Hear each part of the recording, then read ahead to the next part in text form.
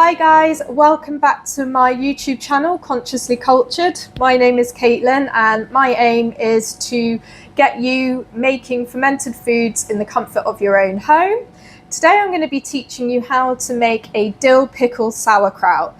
So it's the elements of a traditional dill pickle but in a sauerkraut type ferment. It's a really delicious ferment, perfect for summertime when we often have a surplus of cucumbers and we have a really nice varieties of cabbage like the pointed cabbage I have here. It works perfectly on top of burgers like you would use a traditional pickle, with salads and things like that. But to be honest, I pop it on the side of whatever meal I'm having because I just think it's really tasty and yummy. What you're going to need for this ferment is obviously cucumbers. So we're going to be making a total of 900 grams of dill pickle sauerkraut today. So you're going to need 250 grams of cucumbers and then 650 grams of cabbage. So I have a pointed cabbage here, which is in season. We're at the start of August here, so we have these beautiful cabbages in season. But you could use any variety. So you could use white cabbage, the hard white store cabbage, Savoy cabbage. It's entirely up to you. So alongside that, we're going to need a couple of cloves of garlic. So I am just using 2 cloves of garlic. You can add more or less depending on how garlicky you want your ferment. Then you're going to want some dill. I'm using dry dill here, but you could use fresh dill, that'll work just as well. I use about 2 teaspoons. And then I'm using yellow mustard seeds here. You could use brown mustard seeds, they'd work as well. I'll probably be adding about 2 teaspoons of that. You're going to need your fermentation vessel. So here today I'm using a clip-top Kilner jar. This is a litre capacity. So I know if I am making about 900 to 950 grams of fermented vegetables, it will fit comfortably in my litre fermentation vessel, allowing me to have a little bit of headspace for the brine that is going to sit nicely across the top. So it doesn't have to be a clip top. You'll have seen in my other videos that I do twist top jars. As long as you can close the lid on tight, preventing oxygen getting into the jar, you can use any jar type really. And then you are going to need salt. So I always recommend using unrefined salt, whether that is a variety of rock salt or sea salt. It's got a higher mineral content, which is better for our health. And sometimes table salts that have the anti-caking agent and other things added, that sometimes can inhibit fermentation. So I do recommend unrefined. This is the Cornish Sea Salt Company. As I live here in Cornwall, it's local to me, so I use that. We'll get started then. So I have pre-cut my cucumber and my cabbage, just so I'm not spending a long time chopping with the video. With the veggies, it really is chopper's choice. So for my dill pickle sauerkraut, I really like to grate my cucumber. So I have grated my cucumber here, you can see in the bowl. So it's quite fine, it's very wet. I keep the skin on just to allow the cucumber to keep some of its texture. And I'm not too worried about it being soft because I'm adding my cabbage, which is going to allow the sauerkraut to have a crunch to it. As you'll see in a lot of my videos, I like my veg to still have some texture to it. I don't like it too kind of wet and sloppy. So yeah, I add majority cabbage and then a small amount of the cucumber for flavour, so that you still get that nice crunch. And then I've shredded my cabbage there. So this is my 650 grams of cabbage. The finer you chop it, the more crunchy your sauerkraut will be. The more soft your sauerkraut will be, and the more chunky you chop your cabbage, the more crunchy your sauerkraut will be. So it really is chopper's choice. And then obviously the amount of cucumber I have is the 250 grams. So I'm going to add the 2 together here. So these are pre-weighed out. I'll move these to the back. So just add my cucumber here.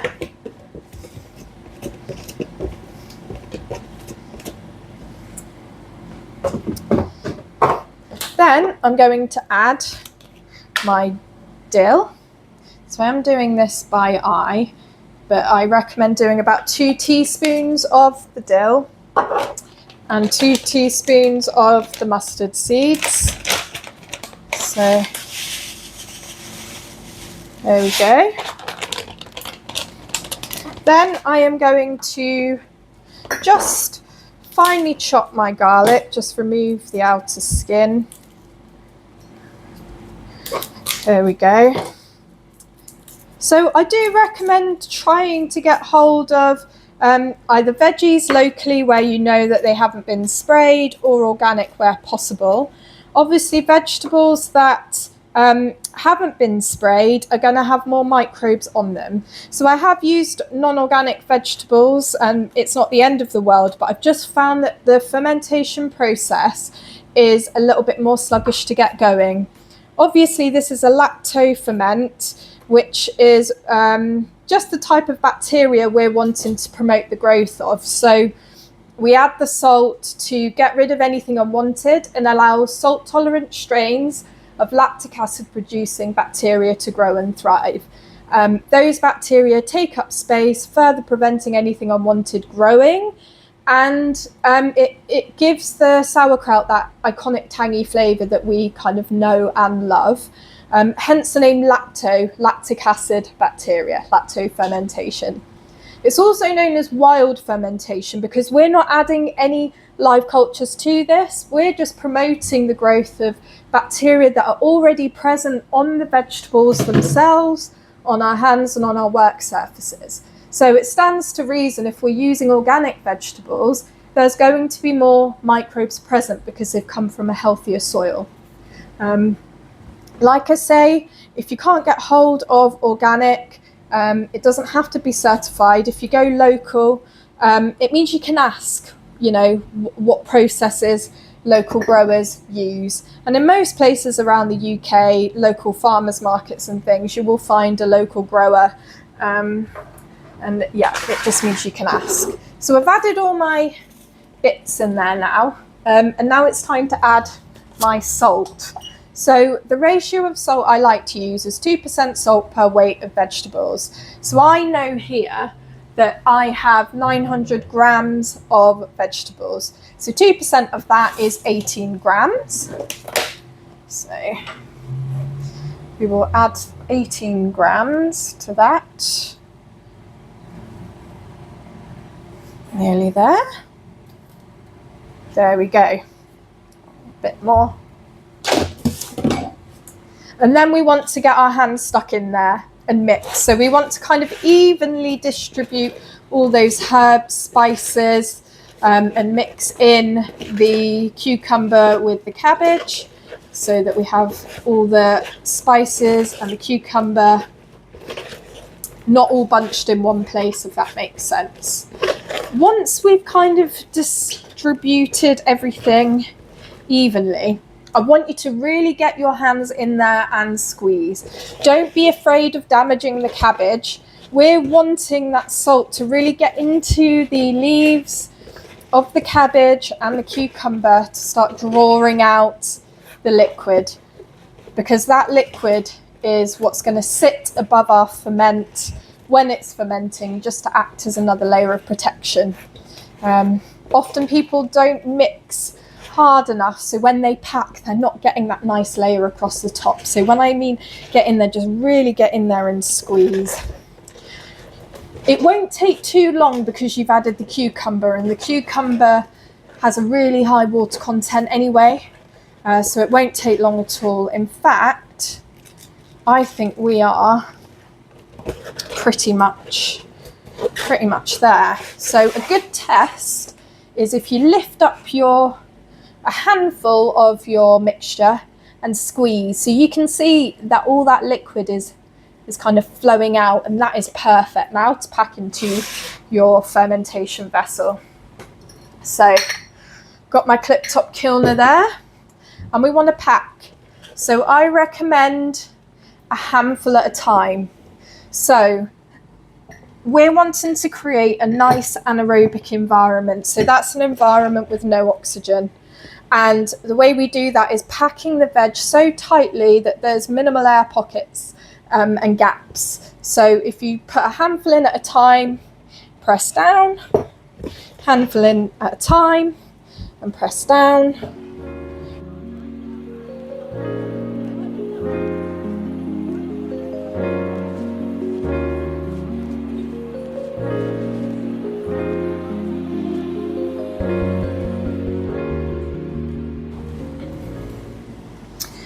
So there we go. The kilner is nicely packed. So you can see the level of vegetables is quite low, and look at all that nice brine sitting across the top. So we now want to weight down the vegetables so that brine stays across the vegetables. So there are a couple of ways in which you can do this. You can buy fermentation weights, so they look a little bit like glass paperweights and they fit nicely in the top of kilner jars and things like that.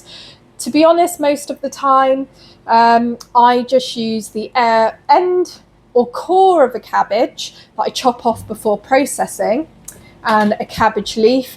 Obviously, I give them a good wash in some salt water before, and then I put the cabbage leaf on first because it just stops any straggly bits of cabbage from floating across the top. So there we go, I'll pop that in there first.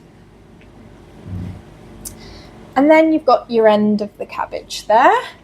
So I kind of get it so it's sitting just above the top of the jar, so that when I put the lid down, it presses the vegetables down. And obviously I clip it. There we go. And so you can see vegetables are here, the brine is sitting up here. There's still a little bit of space for that brine to rise up. During fermentation, that brine will rise up over time. So this Ferment Dill Pickle Sauerkraut will now sit on my kitchen counter for between a week to 3 weeks, depending on how tangy I want my ferment. And depending on how warm your kitchen is will determine how long you ferment this for. So my kitchen is really warm here at the moment, so it's about 23 to 25 degrees. This will probably be ready in about a week and a half. In the winter months it might take longer, about 3 to 4 weeks. What I recommend is after the first week you can open up your ferment, have a taste. If it's to your liking, then you can start eating. So I recommend popping it in the fridge. That just slows down fermentation. As we know, this is a live product. You're never going to stop this fermenting, but lowering the temperature right down just slows those microbes down. So it allows you to increase the longevity of your ferment. This will probably last at least 6 months in the fridge. I've had them in there longer, but obviously it's up to you. You need to decide what you're comfortable with. But yeah, honestly, months in the fridge. During the week to 3 weeks, you want to do something called burping your jar. So a byproduct of fermentation is the buildup of CO2. As those microbes start breaking down the sugars, they produce CO2. So every couple of days, you need to burp your jars. And this just means popping your hand on the top and then releasing, and then closing the lid back on. Literally a millisecond is enough. I recommend popping a tea towel over the top just to prevent any liquid spurting out. That is common, that's not the end of the world. I would also recommend sitting your ferment on the plate just in case of any spillages as well. I have forgotten to burp my jars in the past. It's not the end of the world, but it just prevents a bit of a mess. And there you have it. That is the Dill Pickle Sauerkraut. It's really, really simple to make. You'll probably see the jar start bubbling and fizzing within the first few days. I love that aspect of fermentation. It gets me really excited. Even though I've been doing this for about 6 years, it never gets boring. So I do have some dill pickle sauerkraut that I made already. The smell is just incredible. It's so fresh. And it's really great, I think, for those that are new to fermented foods but love traditional pickles, because you have that pickly taste with the cucumber. So I'll get a handful here for you just to have a look at. It's really, really yummy. So yeah, I really recommend giving this one a go. And that is it today. Thanks for watching. If you enjoyed the video, I'd really appreciate it if you could like, share, maybe even subscribe. If you want any extra support in making, I am running workshops starting this autumn 2025. You can go on my website, deliafermentedfood.com, to find out more about those. I have workshops on miso making, sauerkraut, kimchi, the fermented drinks and things as well.